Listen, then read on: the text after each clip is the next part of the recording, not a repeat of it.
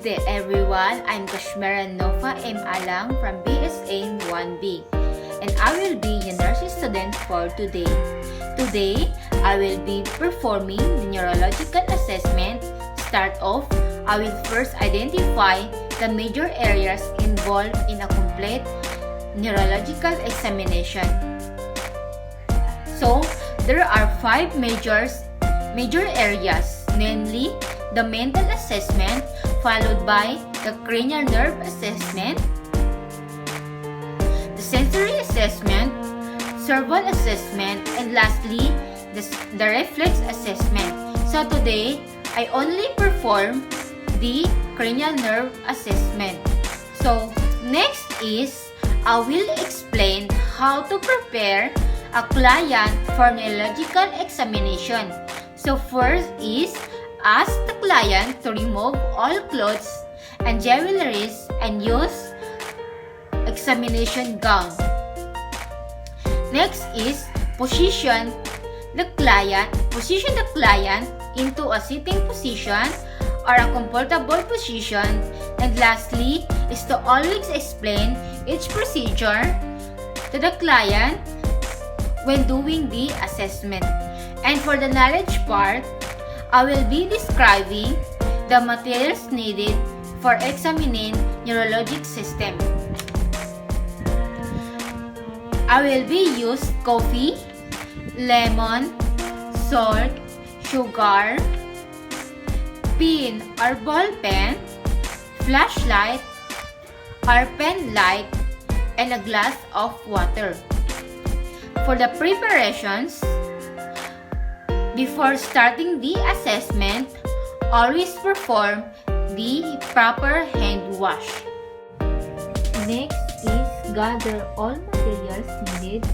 So, we will be using coffee, sugar, salt,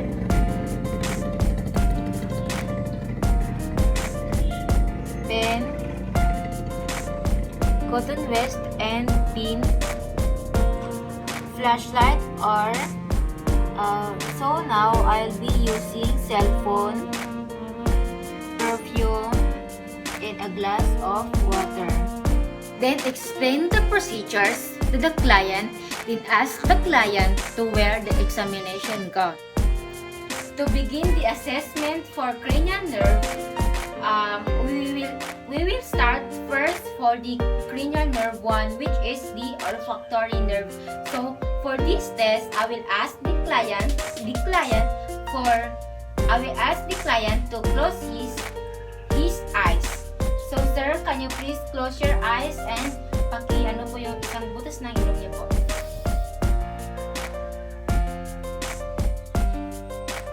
Amoy niyo po sir, ano po ito? Coffee. Yung isang ano naman po.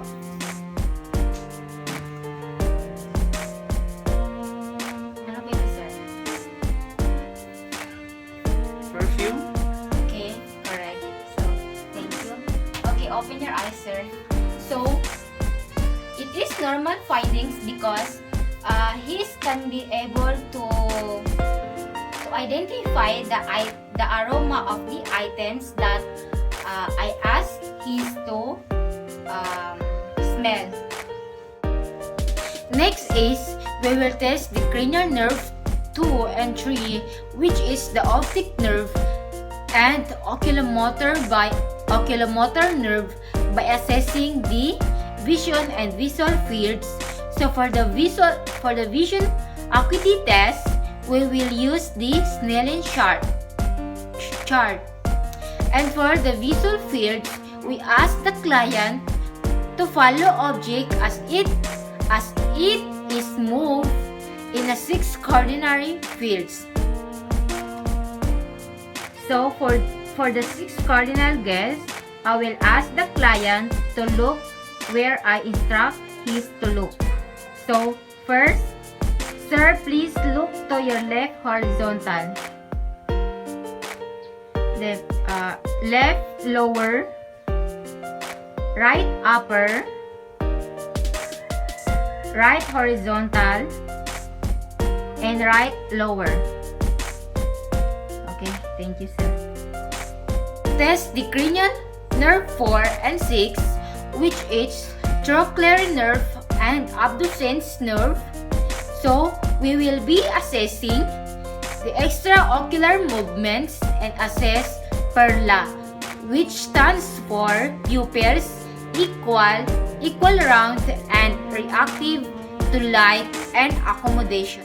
Assess by asking client to look straight ahead, approach each eye from the client side with a pen light or a flashlight.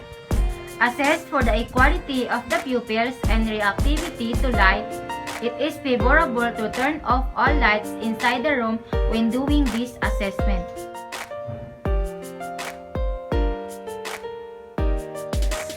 Test for cranial nerve 5, which is the trigeminal nerve.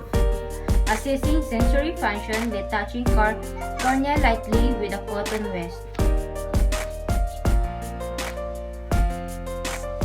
Assessing facial sensation to feel light touch, dull and sharp sensations on the forehead, cheek, and chin areas when eyes are closed. Sir, can you please close your eyes po?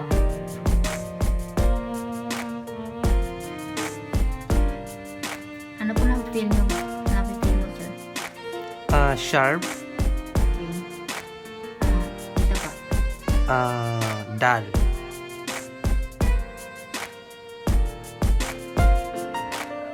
Sharp. Ito pa. Dull.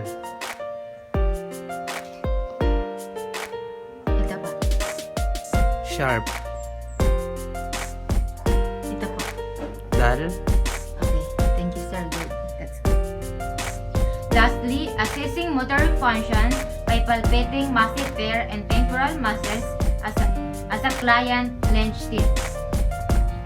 Sir, lens teeth po, sir.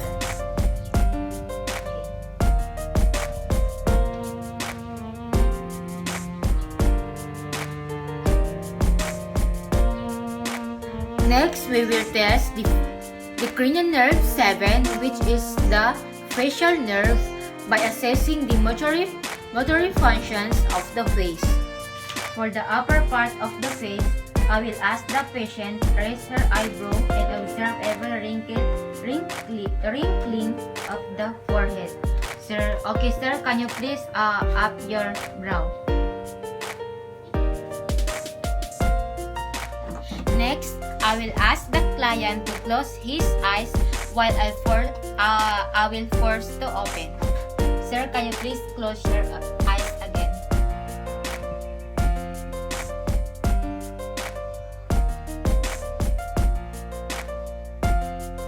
Then, I will ask the client to show his teeth. Sir, can you please show your teeth? Please show your teeth. Then pump out cheek. I will ask the client to show his teeth.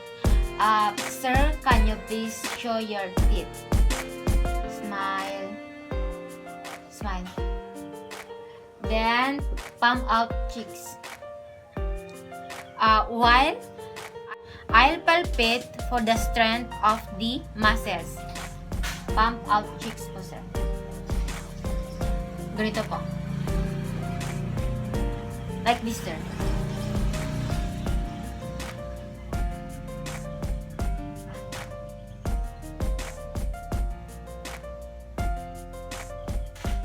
Okay, thank you, sir.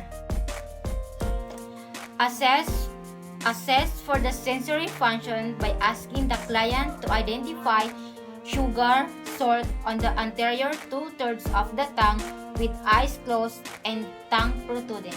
Sir, can you please close your eyes? Close your eyes, sir.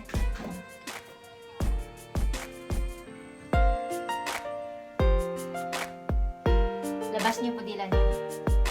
Sige pa po. Sige pa po, sir.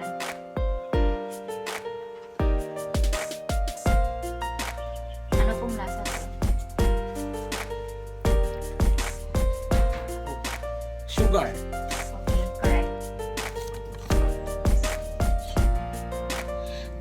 for the cranial nerve 8, which is the vestibulocochlear nerve. So this nerve can be assessed through Reynolds test, rubber test, and whisper test. The test for cranial nerve 9, which is the glossopharynx nerve. Ask the client to identify lemon, sugar, and salt to posterior 1/3 of the tongue with eyes closed. Sir, close niyo po ulit ang mata niyo.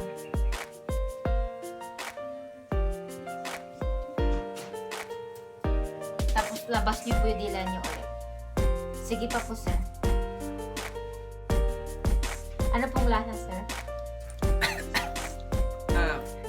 Salty. Okay, that's correct. Ask the client to drink water and observe for difficulty swallowing.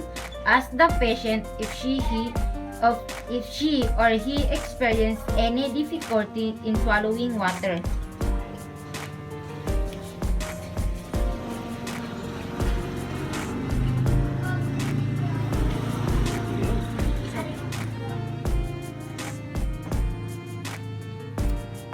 Sige pa po, sir. Okay. So, sir, have you experienced difficulty in swallowing water? No? No. Okay. Test for the cranial nerve 10, which is the vagus nerve. Ask the client to open mouth and see up and check if the uvula elevates and inspect palate for symmetry. Sir, nga po, sir. How are you today? I'm good. Sir, ubo po. Ubo po kayo, sir. Sige pa po, sir. Okay, thank you, sir. And lastly, I will assess for the cranial nerve 12, which is the hypoglossal nerve.